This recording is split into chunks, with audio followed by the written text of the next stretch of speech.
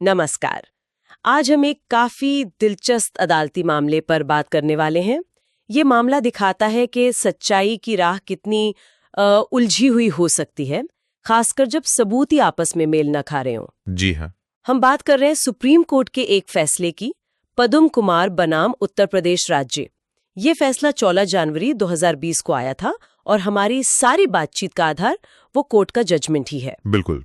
और इस मामले में जो खास बात है वो ये कि ये एक पोस्टमैन से जुड़ा मामला है, जालसाजी का आरोप है और इसमें लिखावट विशेषज्ञों की जो राय थी वो बिल्कुल बटी हुई थी। हाँ, यही तो हम यही समझने की कोशिश करेंगे कि अदालतें, खासकर सुप्रीम कोर्ट, ऐसे मामलों में जहां सबूतों में टकराव हो, जैसे एक्सपर्ट ओपिनियन अलग अलग हों, तो उनका मूल्यांकन कैसे करती हैं। हाँ, और मामला भी अपने आप में सुनने में काफी नाटकीय सा लगता है। मतलब सोचिए, एक पोस्टमैन पर इल्जाम है कि उसने एक रजिस्टर्ड लिफाफे से 20,000 रुपए के इंदिरा विकास पत्र निकाल लिए जी। और फिर रसीद पर जो पाने वाला था उसके बेटे के जाली दस्तखत कर दिए। और पेच ये कि 3 अलग-अलग हैंडराइटिंग एक्सपर्ट्स की राय बिल्कुल अलग। तो चलिए इस उलझे हुए मामले को परत दर परत खोलते हैं। बिल्कुल। तो कहानी शुरू होती है 9 अप्रैल 1992 को। इलाहाबाद में कृषि संस्थान के एक प्रोफेसर थे, डॉक्टर एमएल वार्ष्णेय। बाद में वो अभियोजन पक्ष के गवाह बने, PW3। PW3, ठीक है। उन्होंने लखनऊ में रहने वाले डॉक्टर केवी वार्ष्णेय, जो PW1 थे, उनको एक रजिस्टर्ड लिफाफा भेजा, लिफाफा नंबर 0095। और जैसा आपने शुरू में बताया, लिफाफे में कोई आम चिट्ठी नहीं थी, बल्कि 4 इंदिरा विकास पत्र थे, हर एक 5,000 का, मतलब कुल 20,000 रुपए की काफी कीमती चीज थी। सही कहा। 20,000 उस समय काफी बड़ी रकम थी। लेकिन हुआ ये कि ये लिफाफा कभी डॉक्टर केवी वार्ष्णेय यानी PW1 तक पहुंचा ही नहीं। अच्छा, तो फिर? तो जब काफी दिन गुजर गए और लिफाफा नहीं मिला, तो पहले भेजने वाले ने, PW3 ने, 27 अप्रैल को शिकायत की। फिर 2 दिन बाद 29 अप्रैल 1992 को पाने वाले यानी PW1 ने भी डाक विभाग में शिकायत दर्ज करा दी। फिर डाक विभाग ने कुछ जांच की होगी। हाँ, विभाग ने अपनी इंटरनल जांच शुरू की और उनके रिकॉर्ड्स के हिसाब से पता चला कि भाई ये लिफाफा तो 13 अप्रैल 1992 को ही डिलीवर हो गया था, किसी मोहन नाम के व्यक्ति को दिया गया था। मोहन। और यहीं से सारा विवाद शुरू हुआ होगा। हाँ? बिल्कुल, यहीं से। तो PW1 अपने बेटे देवेश मोहन, जो PW2 बने बाद में, उनके साथ इंदिरा नगर पोस्ट ऑफिस गए। वहां उन्होंने वो डिलीवरी स्लिप देखी, जिसे अदालत में एग्जिबिट P4 कहा गया। उस पर D मोहन नाम से दस्तखत थे। और देवेश मोहन का नाम भी मोहन था? हाँ, देवेश मोहन। तो D मोहन लिखा था, लेकिन देवेश मोहन यानी PW2 ने वो स्लिप देखते ही कहा कि भाई ये दस्तखत तो मेरे हैं ही नहीं। अच्छा। साफ मना कर दिया। बिल्कुल साफ। अब शक की सुई सीधी गई पद्म कुमार पर। वो उस समय इंदिरानगर पोस्ट ऑफिस में पोस्टमैन थे और उसी इलाके में डाक बांटते थे जहां ये लिफाफा जाना था। तो फिर पद्म कुमार के खिलाफ केस दर्ज हो गया। जी। उन पर IPC की कई धाराएं लगाई गईं। धारा 420 यानी धोखाधड़ी, चीटिंग। हाँ। फिर धारा 467 जो कि वैल्यूएबल सिक्योरिटी, मतलब जैसे ये इंदिरा विकास पत्र थे उनकी जालसाजी के लिए है। और धारा 468 यानी धोखाधड़ी करने के इरादे से जालसाजी करना। काफी गंभीर धाराएं हैं ये तो। हाँ बिल्कुल। बाद में फिर इस मामले की जांच CBCID यानी क्राइम ब्रांच CID को सौंप दी गई। ठीक है, तो ये तो हो गया कि मामला कैसे शुरू हुआ और आरोप क्या थे। अब आते हैं सबूतों पर, जहां असली पेच था। अभियोजन पक्ष ने कौन कौन गवाह पेश किए? देखिए, अभियोजन पक्ष ने कई गवाह पेश किए। शिकायत करने वाले PW1 थे, लिफाफा भेजने वाले PW3 थे और सबसे महत्वपूर्ण गवाह थे PW2 यानी देवेश मोहन, जिनके नाम पर कथित हस्ताक्षर थे। हाँ, उनका बयान तो बहुत अहम रहा होगा। क्या कहा उन्होंने कोर्ट में? PW2 का बयान इस केस की, आप कह सकते हैं कि धुरी था। उन्होंने अदालत में बिल्कुल साफ साफ गवाही दी कि 13 अप्रैल 1992 को, जिस दिन वो लिफाफा डिलीवर हुआ बताया जा रहा है, वो सुबह 10 बजे से शाम 4 बजे तक घर पर थे ही नहीं। अच्छा, कहाँ थे वो? वो अपनी कोचिंग क्लास के लिए शहर में कहीं और गए हुए थे और उन्होंने पूरी दृढ़ता से कहा कि डिलीवरी स्लिप पर जो दस्तखत हैं वो उनके बिल्कुल नहीं है। ये तो बहुत सीधा और अहम बयान है। बिल्कुल, उनका ये डायरेक्ट एविडेंस बहुत महत्वपूर्ण था। लेकिन मामला तब और ज्यादा दिलचस्प हो गया जब लिखावट के विश्लेषण की बात आई, क्योंकि यहाँ 3 अलग अलग विशेषज्ञों की रिपोर्ट सामने आई और तीनों की राय एक दूसरे से अलग थी। यहीं से असली उलझन शुरू हुई। 3 अलग-अलग राय एक ही दस्तखत पर, ये कैसे हुआ? पहली रिपोर्ट किसकी थी? पहली रिपोर्ट आई सरकारी फॉरेंसिक साइंस लैब लखनऊ से। उनकी जांच का नतीजा ये था कि जो विवादित हस्ताक्षर हैं Q1 और जो PW2 के सैंपल हस्ताक्षर लिए गए थे S1 से S6, वो एक ही व्यक्ति के हैं। क्या मतलब? सरकारी लैब कह रही थी कि हस्ताक्षर PW2 के ही थे। जी हाँ। इस रिपोर्ट के हिसाब से तो हस्ताक्षर देवेश मोहन PW2 के ही थे। तो ये रिपोर्ट तो पूरी तरह पदम कुमार के पक्ष में जा रही थी। फिर क्या हुआ इसका? यही एक बहुत बड़ा कानूनी दांव पेंच सामने आया। हुआ ये कि जिस सरकारी विशेषज्ञ ने ये रिपोर्ट तैयार की थी, अभियोजन पक्ष ने उसे अदालत में गवाही के लिए बुलाया ही नहीं। बुलाया ही नहीं? क्यों? कारण तो रिकॉर्ड पे नहीं है, पर बुलाया नहीं। और कानून ये कहता है कि अगर कोई एक्सपर्ट अपनी रिपोर्ट लेकर कोर्ट में पेश नहीं होता, उसकी रिपोर्ट को साबित नहीं करता और उस पर जिरा यानी क्रॉस एग्जामिनेशन नहीं होती, तो उसकी रिपोर्ट को सबूत के तौर पर माना ही नहीं जा सकता। अच्छा, तो मतलब रिपोर्ट होने के बावजूद वो सबूत नहीं बनी? सही कहा। और दिलचस्प बात यह भी है कि बचाव पक्ष ने यानी पदम कुमार की तरफ से भी उस सरकारी एक्सपर्ट को बुलाने के लिए कोई अर्जी नहीं दी। शायद उन्हें लगा होगा कि अभियोजन पक्ष बुलाएगा, या जो भी कारण रहा हो। नतीजा यह हुआ कि निचली अदालतों से लेकर सुप्रीम कोर्ट तक किसी ने भी इस सरकारी रिपोर्ट पर विचार नहीं किया। बाप रे, मतलब एक अहम सबूत जो शायद केस का रुख बदल सकता था, वो तकनीकी कारण से बाहर हो गया। तो फिर बाकी 2 रिपोर्ट्स, उनका क्या कहना था? दूसरी रिपोर्ट थी एक निजी लिखावट विशेषज्ञ की, MY खान। वो अभियोजन पक्ष के गवाह नंबर 5 बने, PW5। उनकी रिपोर्ट को एग्जिबिट P9 मार्क किया गया और उनका निष्कर्ष सरकारी रिपोर्ट से एकदम उल्टा था। क्या कहा उन्होंने? उन्होंने साफ कहा कि विवादित हस्ताक्षर Q1 और PW2 के नमूना हस्ताक्षर S1 से S6 आपस में मेल नहीं खाते। ये अलग अलग व्यक्तियों के हस्ताक्षर हैं और उन्होंने अपनी रिपोर्ट में इसके पीछे के तकनीकी कारण भी विस्तार से बताए थे। अच्छा, तो एक विशेषज्ञ कह रहा है हाँ, दूसरा कह रहा है नहीं, और तीसरे का क्या? तीसरे विशेषज्ञ थे सियाराम गुप्ता। ये भी एक प्राइवेट एक्सपर्ट थे। उनकी रिपोर्ट का नतीजा भी वही था जो MY खान का था, कि विवादित हस्ताक्षर PW2 के नहीं हैं। तो 2 एक्सपर्ट्स की राय एक तरफ हो गई। हाँ, लेकिन यहां एक और दिक्कत आ गई। जब तक मुकदमे की सुनवाई आगे बढ़ी, सियाराम गुप्ता जी का देहांत हो गया। अरे, तो फिर उनकी रिपोर्ट का क्या हुआ? क्या वो भी बेकार हो गई? नहीं, यहां एक तरीका निकाला गया। उनके बेटे थे रंजीत कुमार, जो PW8 बने। रंजीत कुमार ने अदालत में आके गवाही दी कि वो अपने पिता की लिखावट और हस्ताक्षर अच्छी तरह पहचानते हैं और ये रिपोर्ट उन्हीं की तैयार की हुई है। अदालत ने इस गवाही के आधार पर सियाराम गुप्ता की रिपोर्ट को रिकॉर्ड पर ले लिया। अच्छा, ये संभव है। तो अब स्थिति ये बनी कि PW2 खुद कह रहे हैं हस्ताक्षर मेरे नहीं है।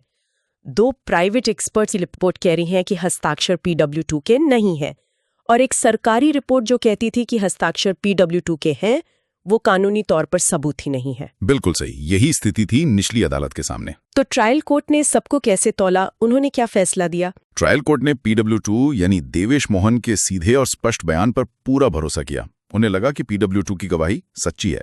साथ ही उन्होंने 2 प्राइवेट एक्सपर्ट्स PW5 और दिवंगत सियाराम गुप्ता, जिनकी रिपोर्ट PW8 ने पेश की थी, उनकी राय को PW2 के बयान का समर्थन करने वाला माना और सरकारी रिपोर्ट को नजरअंदाज कर दिया। हाँ, जैसा हमने डिस्कस किया, सरकारी विशेषज्ञ के पेश न होने के कारण उस रिपोर्ट को तो कंसिडर ही नहीं किया गया। लेकिन फिर अदालत इस नतीजे पर कैसे पहुंची कि जालसाजी पदम कुमार ने ही की? मतलब ठीक है, हस्ताक्षर PW2 के नहीं थे, पर यह कैसे साबित हुआ कि पदम कुमार ने किए? क्या इसका कोई डायरेक्ट सबूत था, जिसे किसी ने उन्हें करते हुए देखा हो? नहीं, ऐसा कोई सीधा सबूत नहीं था कि पदम कुमार ने ही कलम चलाकर वो हस्ताक्षर किए हों। ट्रायल कोर्ट ने यहाँ परिस्थितिजन्य साक्ष्य यानी सर्कमस्टेंशियल एविडेंस पर भरोसा किया। वो क्या था? उनका लॉजिक ये था, पहला, लिफाफा पदम कुमार की ड्यूटी बीट में डिलीवर होना था। दूसरा, नियम के मुताबिक डिलीवरी स्लिप और लिफाफा उनके कब्जे में होना चाहिए था। तीसरा, PW2 साफ कह रहे हैं कि हस्ताक्षर उनके में ही है। चौथा, पदम कुमार कोई सफाई नहीं दे रहे कि लिफाफा किसे दिया या हस्ताक्षर कैसे आए। तो इन सबको मिलाकर कोर्ट ने निष्कर्ष निकाला कि पोस्टमैन होने के नाते पदम कुमार ही इसके लिए जिम्मेदार हैं और उन्होंने ही ये जालसाजी की है। अच्छा, मतलब कड़ियों को जोड़कर। जी, इसी आधार पर ट्रायल कोर्ट ने पदम कुमार को IPC की धारा 467 वैल्यूएबल सिक्योरिटी की जालसाजी और 468 धोखाधड़ी के लिए जालसाजी के तहत दोषी पाया। 467 में 4 साल और 468 में 3 साल की सजा सुनाई। दोनों सजाएं साथ चलनी थी। 4 साल की सजा। इसके बाद तो अपील हुई होगी। जी हाँ, बिल्कुल। पद्म कुमार ने इस फैसले के खिलाफ अपील की। पहले मामला गया सेशन कोर्ट में, जो अपीली अदालत थी। सेशन कोर्ट ने भी ट्रायल कोर्ट के फैसले को सही माना और अपील खारिज कर दी। फिर हाई कोर्ट गए होंगे वो। हाँ, इसके बाद मामला इलाहाबाद हाई कोर्ट पहुंचा। पद्म कुमार ने वहां रिवीजन पिटीशन दायर की। रिवीजन में आमतौर पर यह देखा जाता है कि निचली अदालतों ने कानून का सही पालन किया है या नहीं, लेकिन हाईकोर्ट ने भी पद्म कुमार की याचिका खारिज कर दी। हाईकोर्ट का क्या तर्क था? क्या उन्होंने भी बस निचली अदालतों की बात मान ली? हाईकोर्ट ने भी माना कि हाँ, ये बात तो साबित हो गई है कि हस्ताक्षर PW2 के नहीं थे।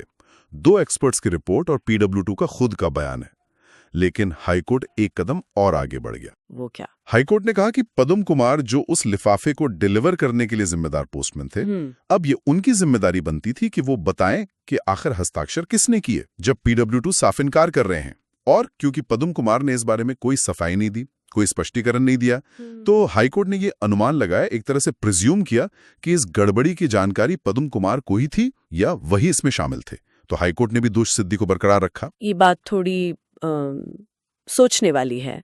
मतलब सबूत का भार एक तरह से पद्म कुमार पर डाल दिया गया कि वो साबित करें कि उन्होंने नहीं किया या बताएं किसने किया। क्या ये सामान्य प्रक्रिया है क्रिमिनल लॉ में? ये एक बहुत महत्वपूर्ण कानूनी बिंदु है जो आपने उठाया।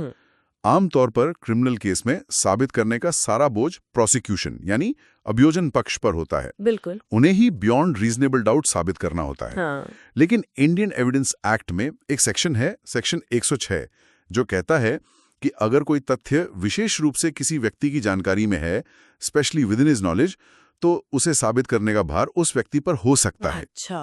हाईकोर्ट ने शायद इसी सिद्धांत का इस्तेमाल किया। उनका मानना था कि लिफाफा किसे दिया गया, ये बात तो पोस्टमैन यानी पद्म कुमार की ही विशेष जानकारी में होनी चाहिए थी। बिल्कुल। इसलिए उनसे स्पष्टीकरण की उम्मीद करना गलत नहीं था। समझ गई। तो अब 3 अदालतें, ट्रायल कोर्ट, सेशन कोर्ट और हाई कोर्ट, पद्म कुमार को दोषी मान चुकी थीं। अब आखिरी पड़ाव था देश की सबसे बड़ी अदालत, सुप्रीम कोर्ट। वहां क्या दलीलें रखी गई? सुप्रीम कोर्ट में पद्म कुमार के वकील ने मुख्य रूप से 3 बातें उठाईं।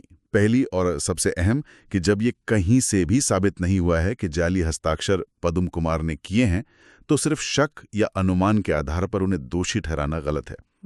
दूसरी दलील ये थी कि अदालतों ने सरकारी विशेषज्ञ की रिपोर्ट को पूरी तरह नजरअंदाज कर दिया और सिर्फ 2 प्राइवेट विशेषज्ञों की राय पर इतना ज्यादा भरोसा कर लिया, ये ठीक नहीं है।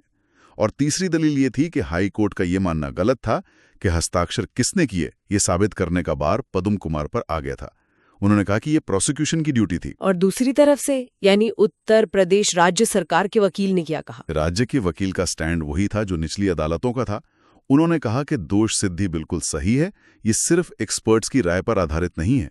इसका मेन आधार है PW2 का मजबूत और सीधा बयान, जिसे किसी भी तरह से झुठलाया नहीं जा सका। और साथ में परिस्थिति जन्य साक्ष्य भी हैं जो पद्म कुमार की तरफ ही इशारा करते हैं। तो अब गेंद सुप्रीम कोर्ट के पाले में थी।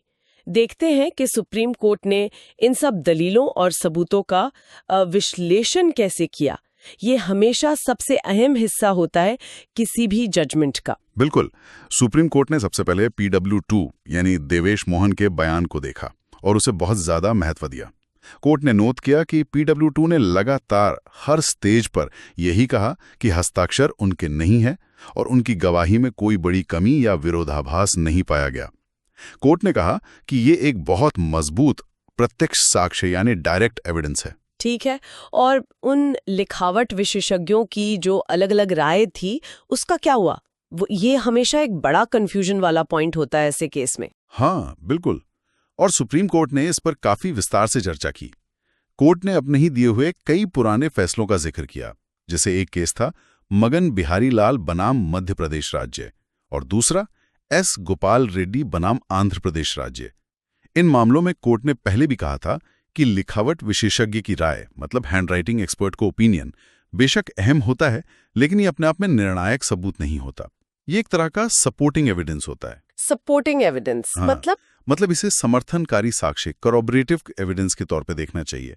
ऐसा सबूत जो दूसरे सबूतों की पुष्टि करता हो या उन्हें मजबूती देता हो। कोर्ट ने कहा कि सिर्फ और सिर्फ एक्सपर्ट की राय के आधार पर किसी को दोषी ठहराना आमतौर पे असुरक्षित होता है, जनरली अनसेफ। तो क्या इसका मतलब ये हुआ कि सुप्रीम कोर्ट ने एक्सपर्ट्स की राय को ज्यादा तवज्जो नहीं दी? कोर्ट ने एक और केस मुरारी लाल बनाम मध्य प्रदेश राज्य का भी हवाला दिया।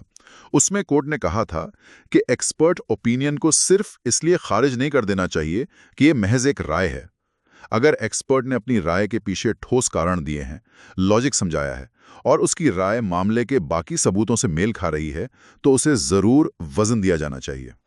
अच्छा, तो इस केस में क्या हुआ? इस केस में कोर्ट ने देखा कि दो एक्सपर्ट्स PW5 और सियाराम गुप्ता की राय PW2 के सीधे बयान से मेल खा रही थी। दोनों कह रहे थे कि हस्ताक्षर PW2 के नहीं हैं। तो कोर्ट ने इन दो एक्सपर्ट्स की राय को PW2 की गवाही की पुष्टि करने वाला माना। समझ गई। तो कोर्ट ने दो एक्सपर्ट्स की राय और PW2 के बयान को एक साथ रखकर देखा, और वो जो सरकारी रिपोर्ट थी जो पद्म कुमार के फेवर में थी, उसके बारे में सुप्रीम कोर्ट ने क्या कहा? सुप्रीम कोर्ट ने वही कहा जो निचली अदालतों ने कहा था, कि क्योंकि उस रिपोर्ट को देने वाला सरकारी विशेषज्ञ अदालत में पेश ही नहीं हुआ, उसकी गवाही नहीं हुई, उस पर जिरा नहीं हुई, इसलिए कानूनी तौर पर उस रिपोर्ट को सबूत माना ही नहीं जा सकता। प्रक्रिया का पालन नहीं हुआ तो वो रिपोर्ट महज एक कागज का टुकड़ा रह गई, कानूनी सबूत नहीं बनी। ठीक है। और हाई कोर्ट ने जो कहा था कि पद्म कुमार को स्पष्टीकरण देना चाहिए था, उस पर सुप्रीम कोर्ट का क्या रुख था? क्या वो सहमत थे हाई कोर्ट से? हाँ, ये बड़ा महत्वपूर्ण पॉइंट था। सुप्रीम कोर्ट इस मुद्दे पर हाई कोर्ट से सहमत नजर आया। कोर्ट ने माना कि पद्म कुमार पोस्टमैन थे, सरकारी कर्मचारी थे, लिफाफा डिलीवर करना उनकी ड्यूटी थी। जब पाने वाले PW1 का बेटा PW2 साफ इनकार कर रहा है कि उसने दस्तखत नहीं किए, तो पद्म कुमार से ये उम्मीद करना जायज था कि वो बताएंगे कि आखिर लिफाफा किसे दिया गया या हस्ताक्षर किसने किए। उनका इस बारे में बिल्कुल चुप रहना, कोई भी स्पष्टीकरण न देना, इसे कोर्ट ने एक ऐसी परिस्थिति माना जो उनके खिलाफ चाहती है। इसे भी परिस्थितिजन्य साक्ष्यों की उस चेन में जोड़ा गया जो उनके दोष की तरफ इशारा कर रही थी। तो मतलब सभी पहलुओं पर विचार करने के बाद सुप्रीम कोर्ट का अंतिम फैसला क्या रहा? क्या उन्होंने दोष सिद्धि को बरकरार रखा? हाँ, अंत में सुप्रीम कोर्ट ने पद्म कुमार की IPC की धारा 467 और 468 के तहत जो दोष सिद्धि कन्विक्शन हुई थी, उसे बरकरार रखा। सुप्रीम कोर्ट ने माना कि अभियोजन पक्ष ने परिस्थितिजन्य साक्ष्यों के आधार पर अपना मामला संदेह से परे साबित कर दिया था। अच्छा, तो दोष सिद्धि कंफर्म हो गई, लेकिन सजा का क्या हुआ? ट्रायल कोर्ट ने तो 4 साल की सजा दी थी, क्या वो भी कंफर्म हुई? नहीं, यहीं पर सुप्रीम कोर्ट ने एक बहुत मानवीय पहलू को ध्यान में रखा। सजा के सवाल पर कोर्ट ने काफी नरमी दिखाई। कोर्ट ने इस बात पर खास गौर किया कि यह घटना कब की है, 1992 की, और फैसला कब आ रहा है, 2020 में। अरे हाँ, ये तो करीब 28 साल हो गए। जी हाँ, 28 साल। कोर्ट ने यह भी नोट किया कि पद्म कुमार जुलाई 2018 से जेल में थे, यानी जब सुप्रीम कोर्ट का फैसला आया तब तक वो 18 महीने से ज्यादा की सजा काट चुके थे। लगभग 1.5 साल। तो इस देरी का असर पड़ा सजा पर? बिल्कुल। सुप्रीम कोर्ट ने कहा कि इस मामले में बेइंतहा देरी हुई है, इनऑर्डिनेट डिले, और केस की जो बाकी परिस्थितियां हैं उनको देखते हुए न्याय के हित में यही होगा कि उनकी सजा को घटाकर उतनी अवधि का कर दिया जाए जितनी वो पहले ही जेल में काट चुके थे। Sentence reduce to the period already undergone. अच्छा, तो मतलब उन्हें और सजा नहीं काटनी पड़ी? जी, तो अपील को सिर्फ सजा के पॉइंट पर आंशिक रूप से स्वीकार किया गया। दोष सिद्धि बरकरार रही, लेकिन सजा को पहले ही काटी जा चुकी अवधि तक कम कर दिया गया। और सुप्रीम कोर्ट ने आदेश दिया कि पद्म कुमार को तुरंत रिहा कर दिया जाए, बशर्ते वो किसी और केस में ना फंसे हों। तो ये था पूरा मामला, काफी उतार चढ़ाव भरा रहा। इसका निचोड़ क्या निकाल सकते हैं हम? मतलब इस पूरे केस से हमें क्या मुख्य बातें सीखने को मिलती हैं? मेरे ख्याल से इसमें कई अहम बातें हैं। पहले, ये केस साफ दिखाता है कि हमारी न्याय प्रणाली कैसे डायरेक्ट एविडेंस, जैसे किसी गवाह का सीधा बयान, और एक्सपर्ट ओपिनियन, जैसे हैंड राइटिंग एनालिसिस, के बीच में एक संतुलन बनाने की कोशिश करती है। हाँ। और अक्सर अगर डायरेक्ट गवाही भरोसेमंद है, हाँ। तो उसे ज्यादा वजन मिलता है, जैसा यहाँ PW2 के बयान को मिला। सही है। और एक्सपर्ट्स की राय के बारे में क्या सीखा? दूसरी बात यही है कि एक्सपर्ट की राय बेशक कीमती होती है, पर उसे अक्सर दूसरे सबूतों से पुष्टि यानी कॉरोबोरेशन की जरूरत होती है। हाँ। खासकर अगर सजा का आधार सिर्फ एक्सपर्ट की राय को ही बनाना हो। जैसा कोर्ट ने कहा, यह आमतौर पर एक सपोर्टिंग पीस ऑफ एविडेंस है। तीसरा, हमने देखा कि अदालतें विरोधाभासी एक्सपर्ट रिपोर्ट से कैसे निपटती हैं। यहाँ यह साफ हुआ कि एक्सपर्ट का कोर्ट में आकर अपनी रिपोर्ट पेश करना, उसके कारण बताना और जिरह का सामना करना कितना जरूरी है। जो एक्सपर्ट नहीं आया उसकी रिपोर्ट की कोई वैल्यू नहीं रही। हाँ, ये प्रक्रिया बहुत जरूरी है। और वो भार वाली बात, प्रूफ का बर्डन। चौथी बात कि कुछ खास हालात में परिस्थितिजन्य साक्ष्य कितने मजबूत हो सकते हैं और कैसे कुछ स्थितियों में सफाई देने का भार आरोपी पर भी आ सकता है, जैसा कि सेक्शन 106 के तहत यहां पोस्टमैन के मामले में हाईकोर्ट और सुप्रीम कोर्ट ने माना। और हाँ, पांचवा और शायद सबसे दुखद पहलू, न्याय में देरी का असर। हमने देखा कि कैसे 28 साल की लंबी देरी ने आखिरकार सजा को कम करने में एक बड़ी भूमिका निभाई। ये हमारे सिस्टम की एक कड़वी सच्चाई भी है। बिल्कुल, एक मामला और इतने सारे कानूनी, व्यावहारिक और मानवीय पहलू इसमें जुड़े हुए हैं। चलिए अब इस बातचीत को समाप्त करते हुए अपने श्रोताओं के लिए एक विचार छोड़ जाते हैं। हाँ, जरूर। अगर हम थोड़ा हटकर सोचें, ये मामला जो एक दस्तखत के झगड़े से शुरू हुआ था, लगभग 3 दशक मतलब 30 साल तक चला। जरा सोचिए, क्या आज की टेक्नोलॉजी, आज की तकनीक इस तरह के मामलों पर कुछ अलग असर डाल सकती है? जैसे क्या डिजिटल सिग्नेचर, या डिलीवरी की रियल टाइम जीपीएस ट्रैकिंग, या फिर डिलीवरी लेते समय बॉडी कैमरा से रिकॉर्डिंग, या कहीं सीसीटीवी फुटेज का होना। क्या ये चीजें ऐसे विवादों को शुरू होने से रोक सकती हैं? या कम से कम अगर विवाद हो भी जाए तो सबूतों का मूल्यांकन आसान बना सकती हैं? हाँ, ये सोचने वाली बात है। भविष्य में टेक्नोलॉजी सबूतों के बोझ को, उनकी विश्वसनीयता को और शायद पूरी न्यायिक प्रक्रिया को कैसे बदल सकती है? ये एक दिलचस्प सवाल है जिस पर विचार किया जा सकता है।